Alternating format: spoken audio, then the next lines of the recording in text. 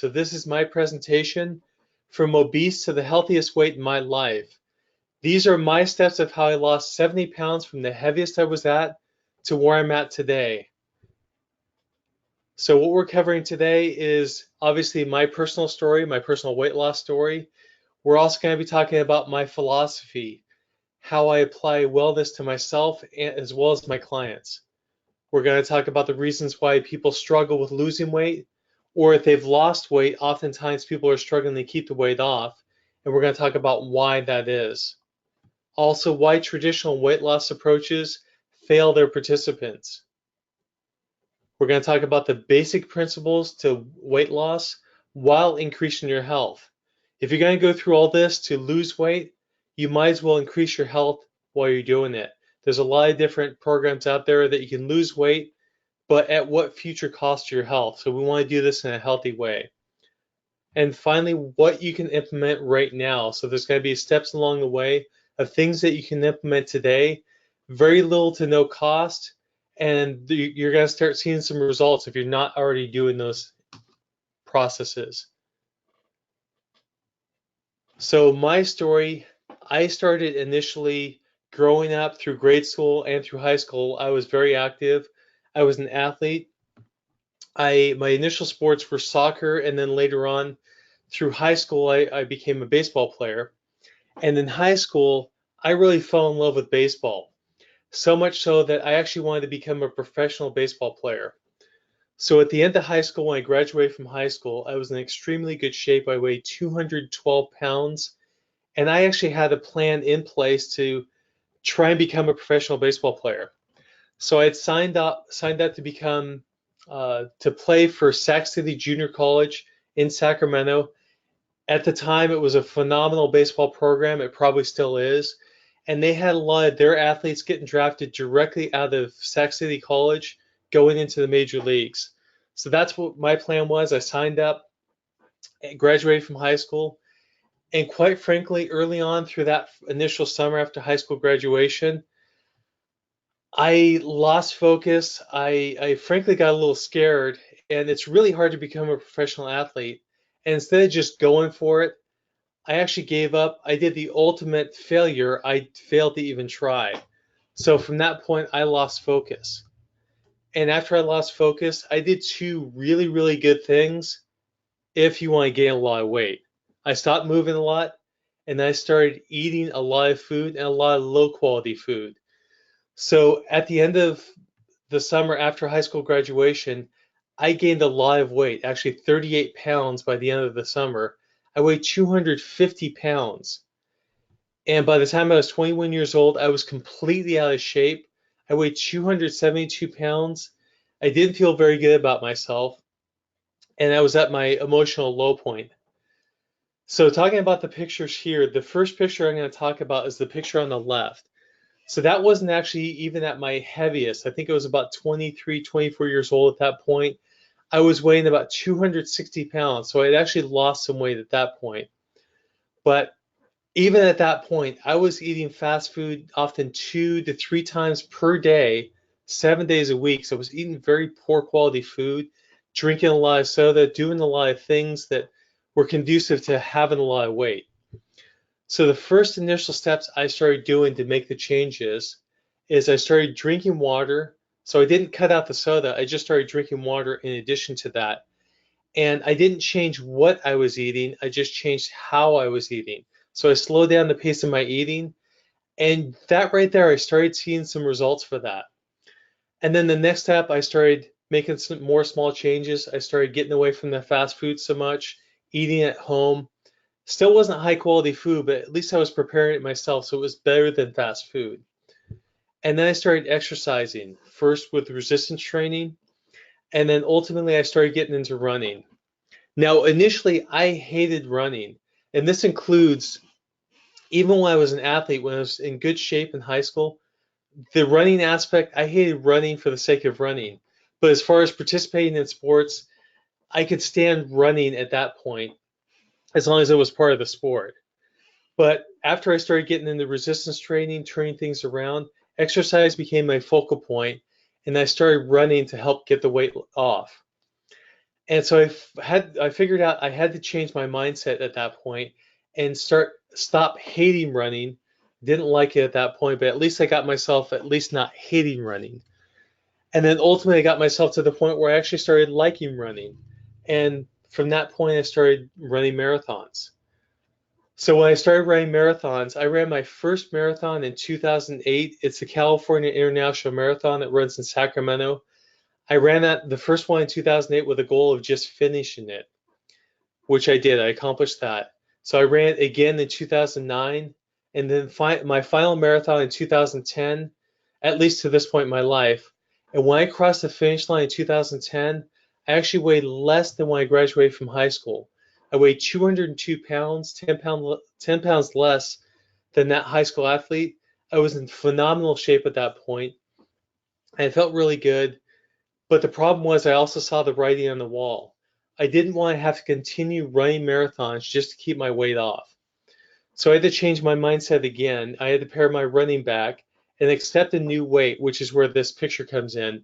I think that was in 2011. I was running the relay for the marathon. I was weighing my high school weight at 212 pounds, but I was still running on average between 25 to 32 miles per week just to keep the weight off. And I did this from 2010 all the way up to the beginning of last year, 2017. Again, I was running 25 to 32 miles per week on average. Anytime I would cut my running down, my weight would go up and I had to increase my running again. So finally last year, I decided to have a readjustment period, change things. I wanted to figure out if I can keep my weight off without having to run so much. So I actually started running less. I started focusing on my lifestyle factors, really focusing on my diet even more. And actually, over the last couple of years, I've actually focused more on my dietary changes than the entire process getting up to that point. And so from that point, about the middle of the year, I went through this process to figure out what the proper macronutrients are for me. And macronutrients are your percentages of proteins, carbohydrates, and fats. And this process is about a 2-week process. When I started it, I weighed 215 pounds. At the end of the 2 weeks, I actually dropped down to 207 pounds. I hadn't weighed 207 pounds since I had been training for marathons. And here, I wasn't even running at this point. I was still doing my resistance training, still doing my movements, but I didn't change anything else. I was just changing my diet and lifestyle factors. And I kind of let go into autopilot and forgot about it. And by the end of the year, I actually was down to my marathon weight. And again, I wasn't running. I'm down to 202 pounds now. And I'm not really doing any cardio outside of just doing walks. So my structure of how I got to this point, my personal journey. So this is my initial journey all the way to that marathon. I set a goal, and my initial goal was just to lose weight. And at that point, that was about as specific as it was. Now, when we set goals, I want people to focus on exactly what they want and get a time frame of when they want to accomplish it. But back then, all it was lose some weight. So I made some changes. And initially, I made the changes of drinking water and slowing down the pace of my eating.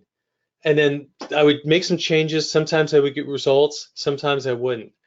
And if I got results, I kept going for a while, but eventually I'd hit a plateau, nothing would change, and changes would stop. So then I would end up either taking a month or two, or sometimes a year, sometimes a couple years before I would get back to it. I would set another goal. I would make more changes, and sometimes the changes would go the wrong way. I would actually backslide and go the wrong way with it. This was a whole trial and error process. This was a long process, figuring out myself, trying to figure out what would work, what wouldn't work. And then I kept doing this over and over again. In fact, it took me 17 years from the point I was at 272 pounds to the time I crossed the finish line of my last marathon to lose that 70 pounds. Now you might be thinking, 17 years, is this guy crazy? I'm not going to wait 17 years to get the process. Well, this whole process for me was learning what worked and learning what didn't. And there's a quote by Thomas Edison that I love that is really appropriate here. I've not failed. I've just found 1,000 ways that it won't work. And I'll tell you, my process, I found 1,000 ways and more of how weight loss doesn't work. But with this, I've refined a lot of things. I've learned a lot along the way, and I've done a lot of education. And now my process is completely different. It's more refined. So this is why I apply to myself and with my clients. So initially we set the motivation, and this becomes a lot bigger than just setting a goal. Goals are very important, but we want to have the motivation from deep down inside. I won't go too in depth on motivation, and this is a plug for my next webinar. My next webinar next month is all about motivation. So that's the reason why I'm not going too in depth in motivation. I'll just say it from this standpoint. Motivation should be something that really drives you deep inside. It could be something like you want to start your own business, or maybe you want to climb Mount Everest, or maybe it's something different, very important, like you want to be there healthy and be able to move to watch your grandkids grow up and be productive adults. Whatever drives you from deep inside, that's what we set. That's what I really work on initially, because that really drives the when things get a little bit difficult. If you have the motivation, you're able to push through and get through that and create the balance. So if we have weight issues, that person on the left, even the person on the right, when I crossed the finish line, I was not in balance. I was still struggling to keep the weight off. I was still running a lot, and that was not balanced. So we want to create the balance, be able to support our motivation and be able to support our lives and make the correct choices. So I really teach and educate how to make the correct choices. And with the next point, this is how we do it. We base our decisions on how our body's responding. If we have adverse reactions to what we're doing, that's not the right decision. We need to change the decision so our body really responds well. We have a lot of energy and a lot of vitality. So that's my structure in a nutshell. So my philosophy, now I put this in here, I personally strive for excellence within myself. I like excellence versus perfection. A lot of people get in this perfection mindset. They think, well, I need to have the perfect exercise program with the perfect cardio, the perfect resistance training. I also need the perfect diet and the perfect lifestyle factors, the perfect stretching, all these things perfect. And lo and behold, at some point, we're going to have a food or a meal that doesn't really work for us that well, and we know it. Or we're going to just decide to skip a workout because we just don't want to do it. And that's not perfect. And then things start to unravel. We say, well, I skipped that workout. I'm going to skip the next one, and so on and so forth. And ultimately, things unravel. So instead of thinking in terms of perfect, think of a different word like excellence or good or adequate, something that gets you to take the next step. And if you backslide, you can get right back on the program and get going. The next thing with my philosophy is we need to have high quality food. Outside of high quality, foods are not good or bad. It's a matter of whether they work for you. Oftentimes people think of, well, there's these foods that are on the list of superfoods, or I saw this list of 10 foods that burn belly fat. Well, if you eat the food and you have an adverse reaction to it, it's not healthy for you. It's a matter of whether it's good for you or not whether it's on some list or some expert touts the food or whatever it is. Also, food is nourishment. It's not about cutting calories or what the calorie content in the food. It's about whether it's nourishing the needs of our body. Also, I want my clients to feel, understand, and connect with their body. We're in a society right now where we're really taught to disconnect with our body. We're taught that hunger is a bad sign. We need to suppress hunger. Or if we have pain issues, we need to dull the pain. We need to really connect with these things. We need to find out why we're having these symptoms or signals or whatever it is we're responding to. And then we need to learn how to correctly interpret them so that we can alleviate and get rid of those issues. Instead of trying to figure out, well, symptoms are just a sign that we need to take some potion or pill or whatever it is.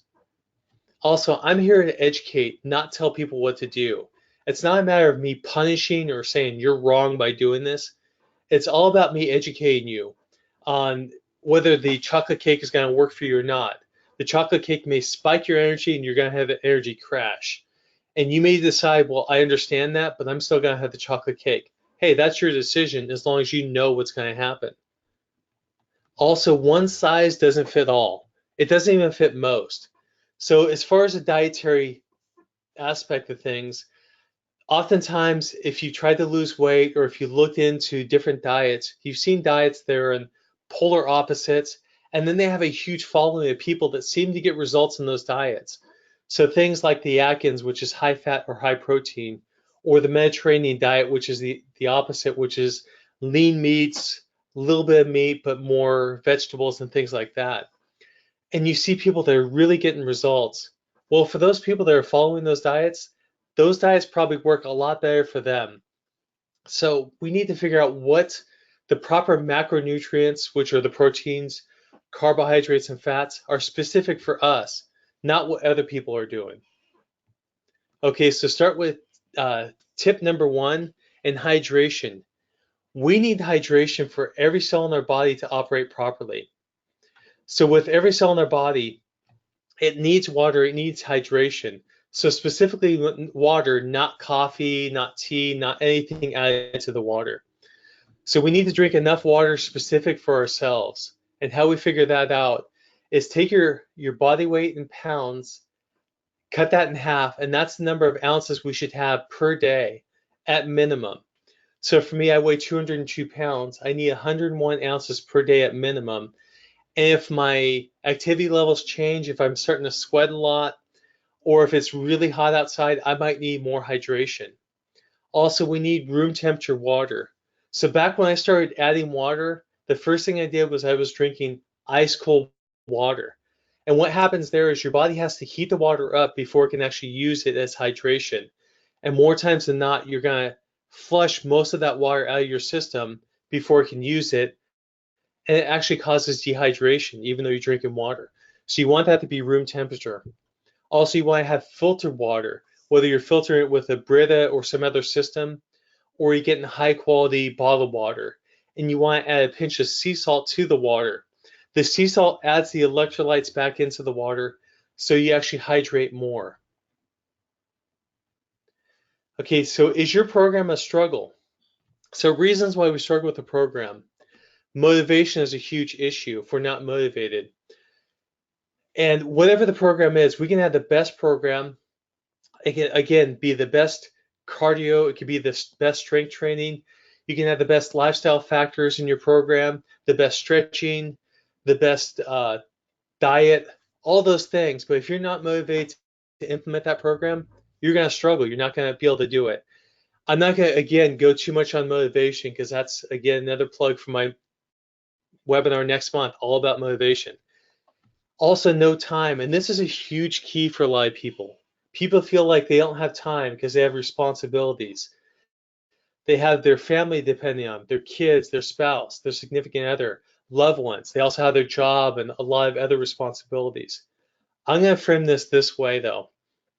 If you don't take time for yourself, if you don't take time to improve your health, drop the weight if that's the issue, whatever it is, if you don't take time for yourself, eventually you're going to have a breakdown, whether it's a health issue, sickness, illness, pain issue, all those breakdowns, and you're not going to be able to be there for all those responsibilities, all the loved ones that are going to rely on you. So take time for yourself, just a little bit of time so you can maintain yourself, so you can be there and be better for all those people and all those responsibilities that are depending on you. Cravings are another issue with struggling with the program. So with cravings, that's just simply a signal that your body's sending you. It's the misinterpretation of what those cravings are. You feel like you have a street craving and it's like, oh, I need to have sugar or whatever it is. That will derail your program. Properly interpreting your cravings will go a long way to not struggling with the program. And we also add obstacles to this process. This tip is going to go back to the motivation. So subconsciously, oftentimes we have reasons why we want to keep the excess weight on. It could be safety and security. And if we don't address those initially, down the road we can find ourselves getting the results, and then suddenly we're eating foods that we know don't work for us. We don't even like the foods, but for some reason we're eating them because we're wanting to hold on to the weight subconsciously. So if we don't address those initially, that could be an issue that's going to struggle, that we're going to have a struggle with our program later on. Okay, step number 2, this is a very good one. This is my second step that I implemented with myself. Slow down the pace of your meals.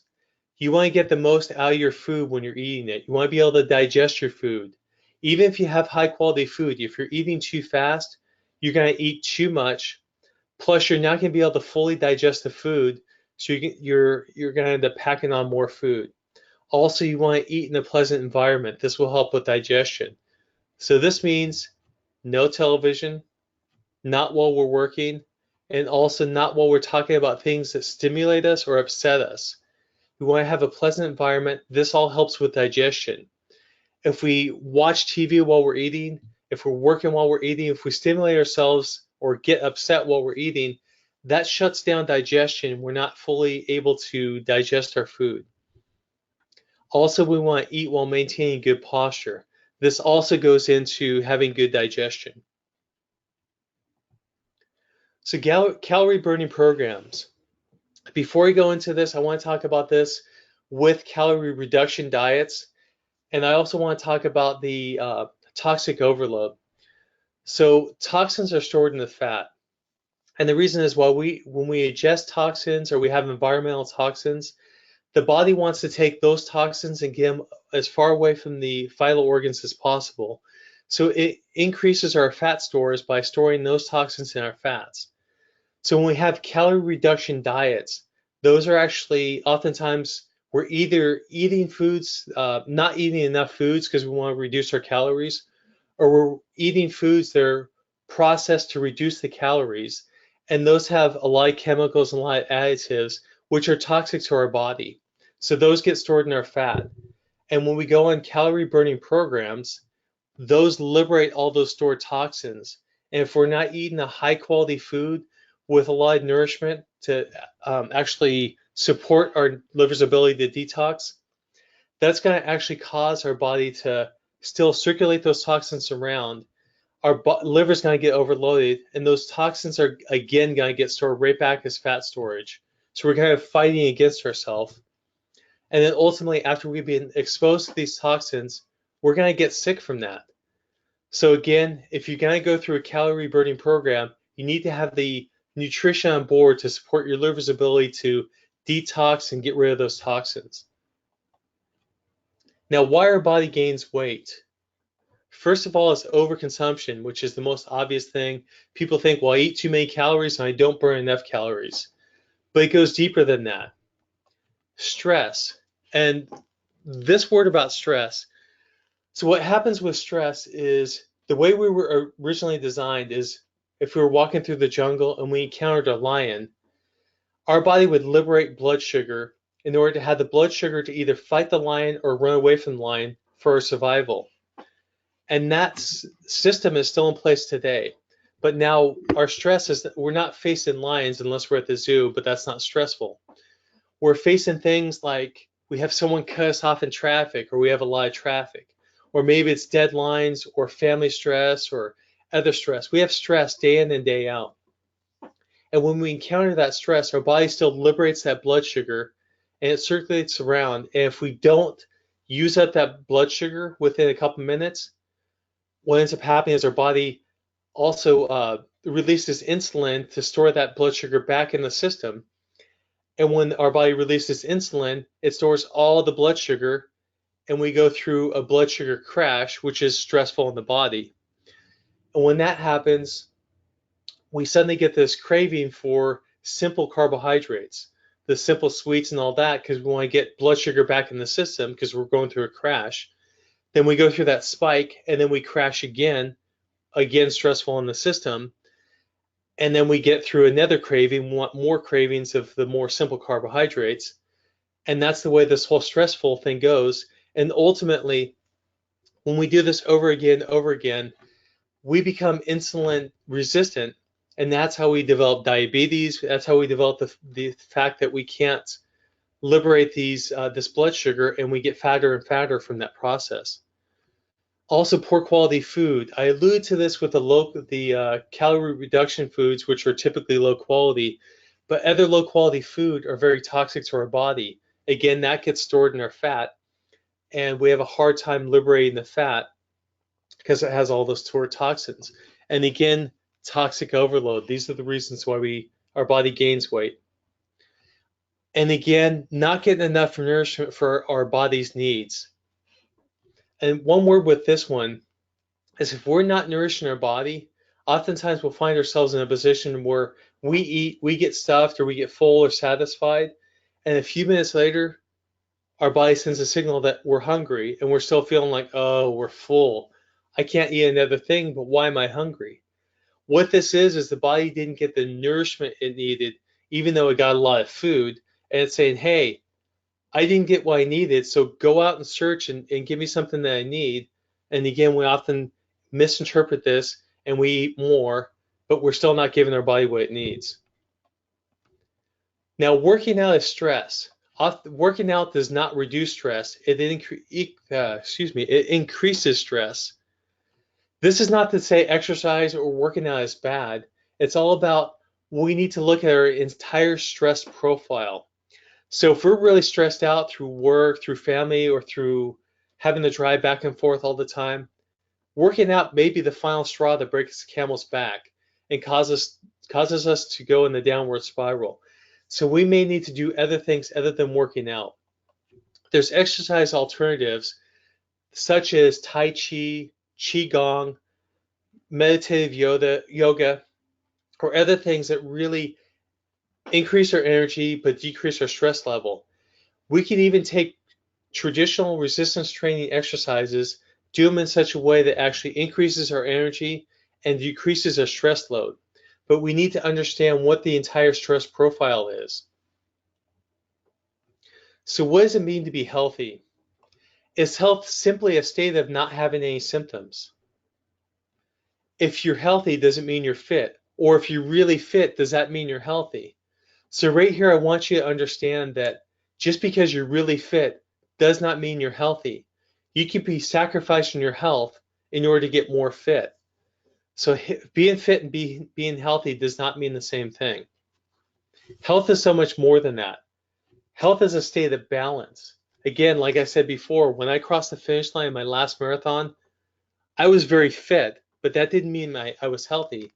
I was out of balance in a lot of different ways. That's why I had to use the running in order to keep the weight off. Health is about having energy. It's about having vitality. Health is feeling refreshed when you wake up in the morning. It's enjoying life and being happy. So health is so much more encompassing than just being fit or just being light or having the weight that we want. So getting the basics established. Now, there's something in the medical community that says when you hear hoofbeats, don't look for zebras.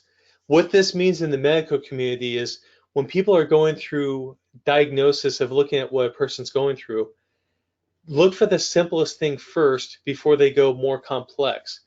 And if the simplest thing doesn't answer the question, then go more complex and so on and so forth.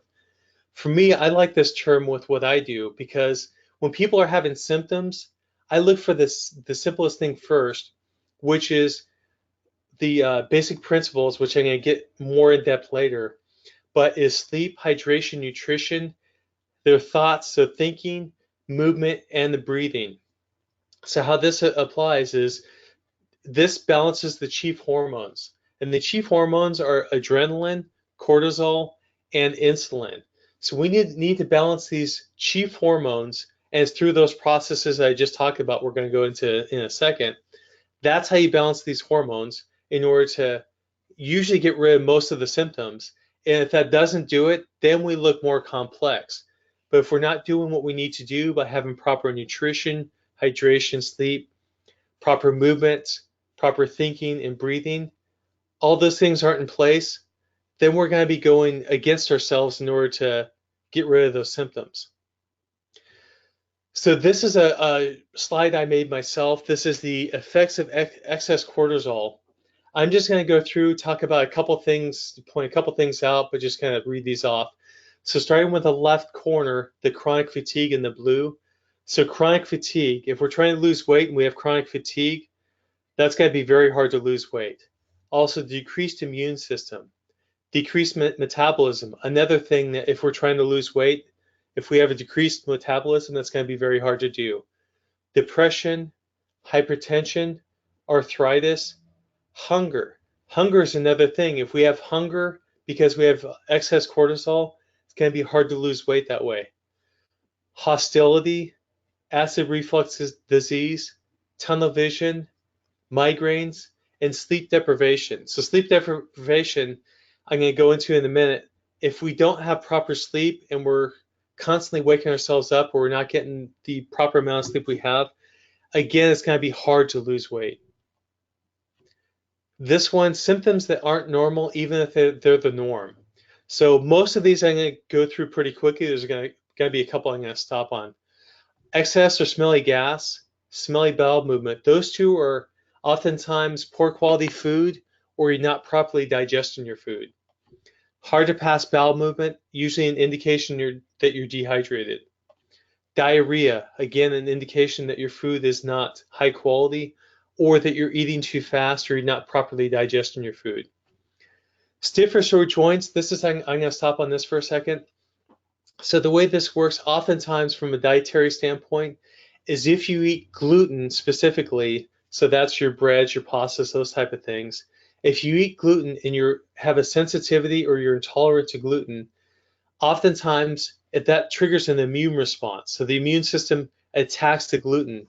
And when it does that to the immune system, the synovial lining that's in our joints looks just like gluten to the immune system. So not only will it attack the gluten, it'll attack our own synovial joints or synovial lining in our joints, causing stiff and sore joints. So if you're experiencing stiff or sore joints, cut the gluten out for a week or two. If you notice any improvement at all, that's probably an indicator that you have an intolerance or a sensitivity to gluten. Belching. Phlegm or mucus, another immune response oftentimes to improper food. So the key here oftentimes is dairy products. So the ice cream, milk, and cheese. If you eat that and you get phlegm after that, and even earwax built up, oftentimes that's a signal that you have an intolerance to dairy. Foggy mind, usually an indicator that you have a gluten intolerance. Anxiety and depression. This one right here, this is oftentimes, there could be a lot more to this, but start here, is that you have too low fat, too low quality of fat or too low content of fat for your needs.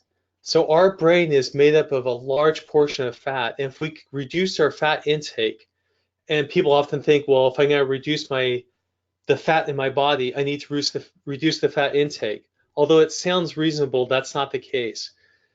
So if we're eating low fat content, this could actually cause anxiety and depression and other mood issues. Low energy, that can be an indicator of hydration, or also eating low quality food. If you eat low quality food, it often actually takes more energy to process and make the food usable than the food provides. So in other words, if you eat a food, you can be draining your energy by eating that food versus increasing your energy. Poor sleep, that could be an indicator of eating foods that cause a spike in your blood sugar followed by a crash. Oftentimes what happens is we wake between 1 and 3 in the morning, wide awake, and we can't get back to sleep. Sometimes this is accompanied by night sweats or a very hot body. That's an indicator that your blood sugar is off and you're not having the right blood sugar for yourself. And that can cause a lot of issues with sleep. And the aging process. Now, these are just some of the symptoms. There's so many different symptoms that go a lot more into depth. I just wanted to hit on a few key ones. Oftentimes people think, well, this is just an indicator that I'm just getting older. I just have to deal with it. I'd like to say it's not the age of the car, it's the miles on the car.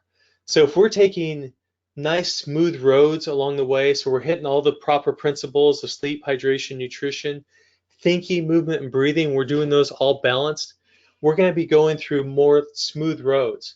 But if we're going against what our needs are, we're going to go through the roads that have a lot of potholes.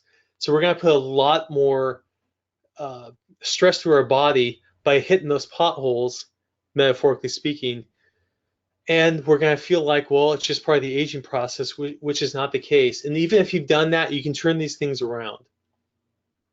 So step number 3, track your habits. And this one really connects with your body. This is how you can connect with your body.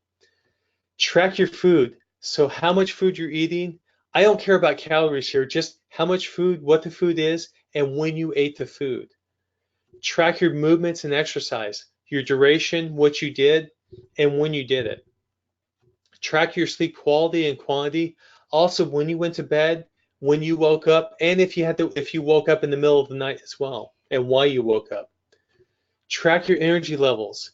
Did you have a dip late in the morning? Did you have a dip early in the afternoon? And oftentimes, when you start putting these things together, you start seeing patterns of when you eat this, you didn't have enough energy, you woke up in the middle of the night. All these things start to come into play when you start tracking your habits. And also track your bowel movements. This is a good analysis of figuring out if a food works for you or if a food really doesn't work for you. So if you have a lot of diarrhea or if you have hard to pass bowel movements, those are indicators that your diet or your hydration isn't working for you, or that you have too much stress and you're not balancing your stress. So for successful long-term weight loss, you need to create balance with these 6 steps. So enough sleep, so enough rest to recover, repair, and rebuild our body. So enough to feel refreshed. So long enough and the right timing. So typically for most people, we want to be in bed by 10:30, and waking roughly about 6 o'clock in the morning. And those are innate, those are built in, because the way our bodies are designed is as the sun set, we want to start going down in our amount of stimulation we have, so we can start the repair and rebuild process, so that allows our cortisol to go down and the serotonin to start picking up, the repair hormones. And if we do things to stimulate us, especially late at night, we're keeping our cortisol levels up, even if we think we're a night owl. And we need to balance that out. So we need to be in bed by 10:30 and waking roughly by 6, 7 o'clock. Also enough hydration. Again, half your body weight in pounds. That's the amount of ounces we want. This will allow our systems to operate effectively and efficiently. Enough nourishment to balance our blood sugar and support our needs. So this is unique to everybody's needs. And to take this one step further, our needs also change. So I do an assessment on this. I have a questionnaire to figure out the proper proportions of proteins, carbohydrates, and fats for you as a starting point. But as your needs change, these can change. So as we go into winter, our needs for proteins typically go up. As we go into summer, as we're doing right now, as the weather goes hotter, our needs for proteins go down, our needs for more produce tends to go up. So we need to find out what our needs are, and also our activity levels will change this. If we start training for marathons, our needs for carbohydrates will go up. If we start doing a lot more strength training, our needs for protein will go up. And having the right thoughts and mindset to support our lifestyle, plus our wants, needs, and desires. So we want to make sure we're not stressed out. We want to have the right mindset. If we encounter something that may stress us out, we want to have the right mindset there. Also, mindset is about difference. So the way we think, like I mentioned, is when I first started running, I had the mindset that I hated running. So I was fighting against myself. I eventually got myself to the point where I love running. I'm now back to the point where I can take running, take it or leave it, but I like other things, other different movement. But you need to balance your mindset. Also having enough right movements for our needs. So there's a lot of different programs out there, calorie burning programs. There's the CrossFits, the high intensity programs. There's a lot of different programs out there, but we need to have the right movements for our needs. So if we have orthopedic issues, knee issues, back issues, we need to have the right movement that supports us, that balances us out, strengthens the weak areas, stretches the over tight areas to balance our posture. Also, if we're really stressed out, we need to balance that to reduce our stress. And then we need to have enough proper deep breathing to recenter and balance our thoughts and our systems. So here's a quick tip for this. Just before you go to bed, laying in bed, put a hand on your stomach, the other hand on your chest, and start breathing deeply first through your belly. You want your belly to raise for the first two thirds of the breath. and breathe through your nose. First 2/3 of your breath through your belly. If you have any more air you can intake, the last third through your chest, and do everything in reverse when you exhale. Exhale up the chest first and then through the belly. Do this for 20 minutes just before you go to bed. I guarantee you're going to get deeper, sounder sleep. You're going to be waking up more rested. This will also balance your thoughts, and it'll balance your stress level out at least some. So the success model at work. We're getting close to wrapping up, so get those questions ready. But the success model at work, again, I'm going to plug my motivation talk. It's coming up next month. I have 2 days I have set aside, probably roughly Wednesday the 18th of July, Thursday the 19th of July. I don't have the times or days set. I may do one, I may do two, I'm not sure yet. But that's my plug for my motivation. Again, with motivation, you can have the best program, but if you're not motivated to do it, it means nothing. So we need to set our motivation first, and then we need to have the basic principles installed in your life. So balancing out the sleep, hydration, nutrition, thinking, movement, and breathing. When you have all those two balanced, all those six balanced, plus you have your motivation in check, the last part, quite frankly, it's easy to get weight loss. Now, my initial 17 years, I did everything wrong. I worked against myself. I did all these things the hardest possible. I did get results, but that was a struggle, and there were times I gave up. At that point, it was hard. I've since refined that. I've learned a lot more. Once I got to that point, quite frankly, losing weight is easy once you get to that point. It's doing the steps the easy way. That's where you want to get to. So with that, I have a special offer for you. So my comprehensive assessment process plus a 1-hour coaching session. So what you're going to understand is the correct proportions of proteins, carbohydrates, and fats specific for you, not what someone else is doing or other people are doing. These are specific for you. You're going to go through that assessment. Also, if your hormones are out of balance and the effect this has on your weight, plus the balance between your internal body systems and your musculoskeletal system, and the ability for you to move effectively and efficiently. Also, if you're suffering from an energy crisis, most people understand that they don't have the energy they used to, or they understand that they're really tired a lot of the times. But oftentimes, they don't understand how much it has to do with their not balancing the basic principles. So you're going to understand this specifically for you and how to increase your energy in ways that work specifically for you. You're going to learn any roadblocks that are in your way to achieve your results right now. Also, you're going to learn roadblocks that may come up down the road so you can deal with them early on. There's nothing, even if you have the best motivation, you're really motivated and you have that all set up, if you eventually get a roadblock that derails your program, there's nothing that stops you in your tracks more than that. So you want to address that early and often so you don't have to deal with that roadblock down the road. You're going to also learn what systems in your body are not working to their potential. If they're not working to their potential, this is an energy drain. Also, what types of exercise are going to maximize your results? You may be thinking that calorie burning program is going to maximize your results, but if you're really stressed out, that'll actually do everything but maximize your results. That'll actually cause more stress, and you'll wonder why you're not losing the weight and getting the results that you feel like you should be getting. And also, the systems in your body that need more care in order to increase your wellness and reduce your excess weight faster. So you're going to learn all these through my assessment process.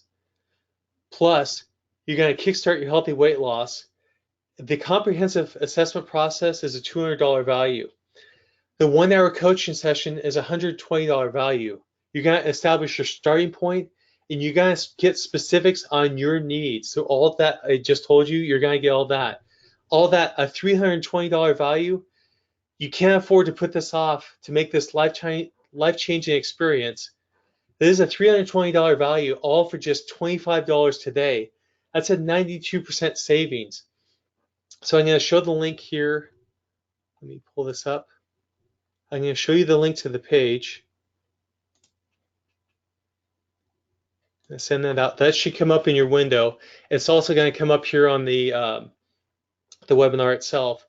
So what you're going to do is if you take part in this, you're going to click on that link, or you're going to copy and paste this link into your web browser. You're going to go to my page, and it's going to tell a little bit more information about it. You're going to click on, and when you click on, you're going to get into the page where it has the training, and it has the KI is what you want to click on, the Kickstarter. Once you click on that, it's going to bring that up. You put that into the, what am I trying to say, into your cart, and then it'll show that on the page, but Kickstart 2018, and they'll take the $320 down to just under $25 actually. And if you take part in that, you go through this whole process, and you'll feel like you got at least $320 of value through this process, I'll refund your money. So nothing out of your pocket, no risk to this. So with all that, one more plug. I'm going to talk about my motivation webinar next month. It's all about motivation, all the issues and everything to put into place. So without further ado, I'm going to open this whole thing up to questions. Two ways you can ask questions. First is go ahead and type into your box right there the question. It'll come up. I'll be able to read it and answer your question. The other way is you can hit the hand icon. It'll raise your hand. You can actually verbalize the question right there. And you can actually ask me the question. I can answer it for you right there. So with that, do we have any questions?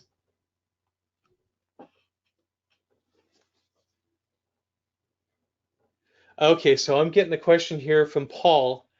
And this is actually the most common question I get when I talk about weight loss or whatever it is. And it's, what do I eat? Now, quite honestly, it doesn't matter what I eat, because my needs are individual as compared to everyone else. But what I eat specifically, and this is the most surprising thing, is what I eat for breakfast. I'm going to talk about that first, but what I eat for breakfast is the same thing I'll eat for lunch or dinner.